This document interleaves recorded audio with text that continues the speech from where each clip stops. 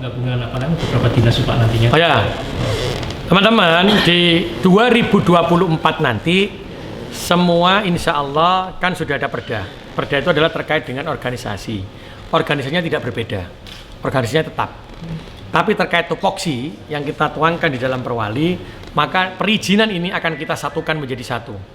Jadi tidak ada lagi perizinan di masing-masing OPD, tapi perizinan hanya di satu, ada di Dinas Penanaman Modal. Jadi orang-orang itu kalau mengurus izin ya di satu tempat. Tapi kalau dia mengalami kesulitan juga di satu tempat. Jadi ini memotong rantai birokrasi yang terlalu panjang. Saya letakkan nanti aturannya, saya buat di perwali, maka semua perizinan termasuk orang yang biasanya mengurus perizinan akan pindah ke Dinas Penanaman Modal, sehingga izin akan jadi cepat. Dan salah satu yang kita lakukan kemarin adalah untuk reformasi birokrasi ini adalah semua pelayanan aplikasi yang ada di Kota Surabaya itu akan kita jadikan cuma 5, terkait aplikasi kesehatan, terkait dengan pendidikan, terkait dengan pelayanan publik, terkait dengan kemiskinan, dan terkait dengan pengaduan. Tidak lagi ada aplikasi yang lain-lainnya, sehingga kita akan terkoneksi satu dengan yang lainnya aplikasi. Dan kalau itu sudah mengisi satu, ternyata di tempat lain ini membutuhkan, maka dia hanya tinggal mengambil saja. Dan ini akan kami lakukan karena dengan model-model seperti ini, maka disitulah akan mempercepat dengan digitalisasi ini, dengan model smart ini, maka akan mempercepat penyelesaian masalah. Jadi kalau selama ini ngurus izin ning di nangkono LH mari itu tuh iki kan terkait ambek anune kekuatan betone nanggone Cipta Karya wonge muter. Dan itu dia memberikan kepastian kepada izin.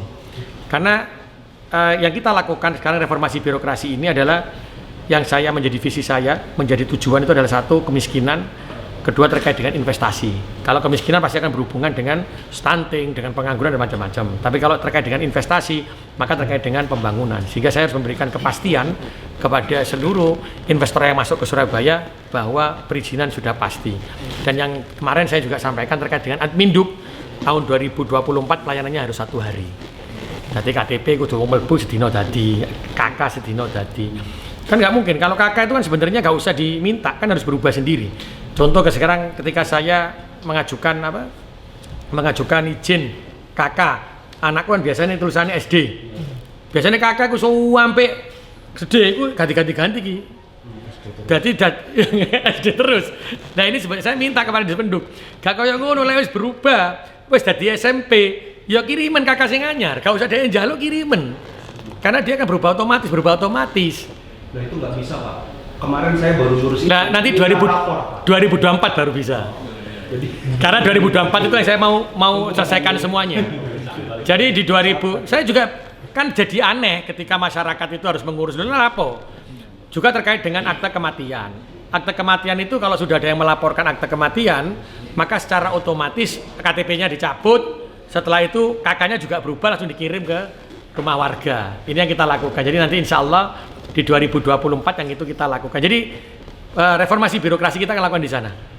Jadi ini perizinan akan jadi satu tempat. Jadi ngontrolnya gampang. Lek ono salah ya nang kene wis ngono. Dan nanti jadi fokus, kalau pendidikan akan fokus terhadap program pendidikan. Cipta Karya fokus terhadap tata ruang. Jadi bagiannya dia tidak terpecah dengan perizinan. Kalau sekarang terpecah dengan perizinan, maka secara otomatis ya wis gak iso fokus nang nggone program-programnya dia. Makanya itu yang kita rubah di reformasi birokrasi. Dan alhamdulillah kemarin konsep ini saya ajukan ke Pak Menpan, juga ke Menpan, juga ke KSN, dan itu diperbolehkan. Bahkan insya Allah. Tapi kalau yang perizinan pasti di tahun depan. Pak, aplikasi token gimana Pak? Dapur juga? Kenapa? Aplikasi kayak token. Oh, kalau itu kan berbeda ya. Kalau itu kan transaksi. Kalau itu transaksi jual beli beda. Kalau yang ini adalah untuk transaksi pelayanan publik dan transaksi transaksi pengaduan dan macam-macam. Kalau itu sudah beda, bukan dalam satu kategori. Tapi ini e-commerce ini sudah berhubungan dengan pihak-pihak luar.